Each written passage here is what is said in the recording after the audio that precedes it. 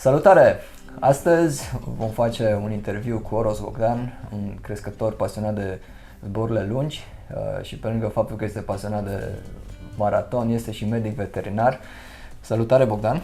Vă salut, te salut, Andrei. Spune-ne câteva cuvinte despre tine, cum ai început cu porumbei, cum de-ai intrat și pe partea de medic veterinar. Da, porumbei am de mic copil, deja de la vârstă foarte fragedă, de 25 de ani concurez cu porumbei. Pasiunea asta pentru medicină, să zic, veterinară, am legat-o cu porumbei. Datorită faptului că am porumbei, cred că am făcut și facultatea de medicină veterinară și asta m-a inspirat să studiez mai mult pe porumbei și lucrarea mea de licență am făcut tot pe bolile porumbeilor. Ce să zic, pasiunea pentru maraton asta o am de mult, în special. Da. Zi-ne câteva cuvinte așa, cum se desfășoară începutul de sezon pentru tine, cum pregătești porumbei și după aceea vom ajunge să discutăm un pic și pregătirea efectivă la maraton. Da, porumbei momentan încă nu sunt împerecheați, eu voi împerechea destul de târziu, anul ăsta până 10-15 aprilie. Eu joc natural tot sezonul, de-aia împerechez foarte târziu. Porumbei sunt eliberați momentan încă o dată pe zi, zboară destul de bine, zboară cam o oră jumate, deci porumbei destul de bine, zic eu, și au o condiție fizică destul de bună.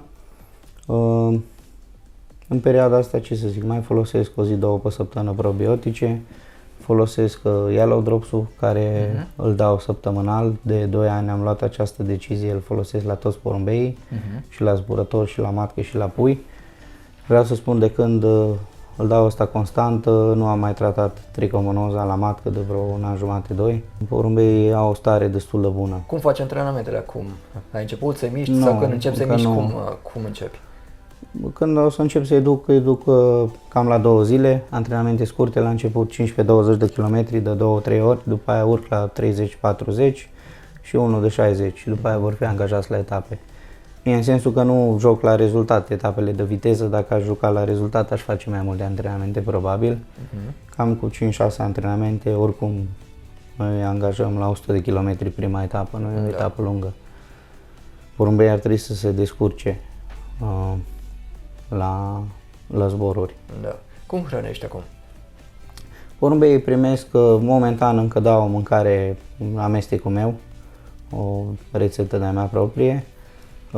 Porumbei primesc cam încă au în mâncare orez, ovăz decorticat și ozoaică, undeva la 40% sau 50%, o mâncare destul de ușoară.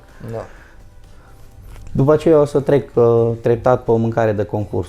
Deci așa îmi calculez, cam înainte cu 4 săptămâni de prima etapă de fond, porumbeii vor fi trecuți complet pe mâncarea de concurs, cu care vor juca tot sezonul până la final. Bun, legat de pregătirea pentru maraton, hai să detaliem un pic acolo cum îți pregătești înainte de primul și cum faci recuperarea după al doilea și pregătirea pentru, de fapt, după primul și al doilea maraton, cum faci pregătirea? Pot să o iau așa, înainte de primul maraton, cu 3 săptămâni, voi juca o etapă de 500 de kilometri. După aceea, porumbeii se vor roa, deci acolo au suficient, o să pregătesc poziția de cuib. Dacă va fi nevoie, da, în principal tratez tricomonoza, după etapa de Trebic, care avem noi în plan de zbor înainte cu 2-3 săptămâni de maraton, și un tratament împotriva căilor respiratorii. Dacă primul fond e greu, atunci insist mai mult pe recuperare, să fie porumbeii foarte bine recuperați. La recuperare am început să folosesc Aminoforte și sunt foarte mulțumit de el, similar cu Toliaminul, împreună cu carbohidrați, dacă e cazul, MUM sau Energy, și proteină a doua zi, dacă sunt etape grele, în special la etapele de viteză de mifon nu prea e cazul, că nu fac o recuperare agresivă, dar la etapele lungi dau proteină. A doua zi pe mâncare folosesc proteina K plus K sau Protein Plus alternativ.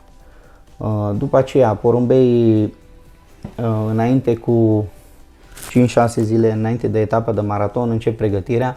Acolo treptat intru cu o mâncare mai puternică, o mâncare nu neapărat energizantă, dar mâncare sport mai tare și vor primi 1-2 zile de iod.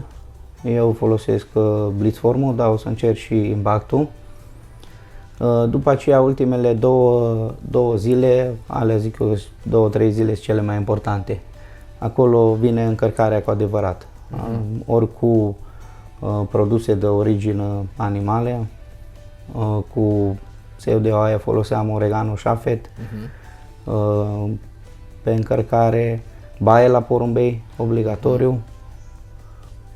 Baia de obicei o fac înainte cu o zi de îmbarcare, dar a fost când am făcut-o și în ziua îmbarcării, dacă îmbarcăm seara târziu. Da. Și chiar anul trecut mi-a ieșit destul de bine la o etapă. La baia porumbeilor folosesc Blue Salt, mai alternam și cu Bade Salz de la Romfried și urmăresc tot timpul forma porumbeilor. Clar, primii porumbei care intră la baie de obicei sunt cei mai în formă. Da. Chiar anul trecut, înainte de Berlin, am avut o femeie ce mi-a venit prima, nu era încă, să zic așa, 100% că a fost cu 2 zile, au venit de la Karlovy Vary înainte și am văzut că a intrat prima la baie și am hotărât să o angajez. Mai folosesc individual, ultimele 2-3 zile înainte de îmbarcare de maraton le dau individual alune și câte o pastilă de Vitaboli și o pastilă de Biotic Stab pentru digestie în ultimele 2 zile. Bănuiesc că Yellow Drop folosești și în timpul sezonului. Da, Yellow Drops folosesc de obicei, folosesc la etapele cu îmbarcare vinerea, dau joia sau chiar vinerea dimineața și la etapele cu îmbarcare la maraton dau în dimineața îmbarcării sau câteodată chiar când prind porumbei la îmbarcare. Da. Când stau mai multe zile pe mașină este când dau și a doua zi după sosire la maraton, de exemplu, dau duminica, mai dau o dată Yellow Drops. Ok. Între etapele de maraton cât de des antrenezi? Porumbeii vin de la primul maraton, dacă etapa e foarte grea, atunci porumbeii stau în repaus 2-3 zile oricum, cel puțin 2 zile, nici nu se eliberați afară. Fac baie, în a 3-a zi vor fi eliberați și după aia încep în jurul crescătoriei antrenamentele. Acolo trebuie simțiți porumbeii cât îți dă bine recuperați. Da. În orice caz, cam primele 6 zile nu se duc la antrenament cu mașina. După aceea încep antrenamente cam la 2 sau 3 zile. Deci dacă am 2 săptămâni între maratoanele scurte, acolo fac cam 3 antrenamente. Între maratoanele lungi, la extrem, unde avem 3 săptămâni, acolo fac cam 5 antrenamente. Tot la 2-3 zile, dar nu-i duc distanță mare, cam 60-70 de kilometri. Ok. Poți să ne spui câteva din rezultatele tale din ultima perioadă și să ne prezinți câțiva porumbei? Da, cele mai bune rezultate, să zic, ale mele au fost până în 2020-2021, să zic. Alea au fost cele mai bune rezultate. Acum am avut rezultate un pic mai slabe chiar în ultima perioadă. Pot să prezint rezultatele de top: locul 3 național, As Maraton Tineret, locul 9 național, As Maraton Maturi, am mai avut un mascul locul 7 național, Maraton Tineret și acum mai recent, pot să zic așa, la nivel de județ sau pe etapă, am avut o sosire foarte bună la etapa de Karlovy Vary, locul 8 pe lansare. Am avut o femelă ce e singurul porumbel Jarling care a avut 4 maratoane clasate la un an și mi-a sosit la Berlin cu un punctaj destul de bun, cu 8 puncte. Și femela ce eu am locul 4 județean As Extrem Palmares, o femelă foarte constantă. Super! Bogdane, mulțumim tare mult pentru timpul pe care ne-l-ai acordat și ai împărtășit cu noi aceste Mulțumesc și eu pentru invitație. Îți dorim să ai parte de mult succes în noul an competițional și să revii în topul național la maraton. Mulțumesc asemenea și succes tuturor corumbofililor care ne urmăresc. Salutare! Salut!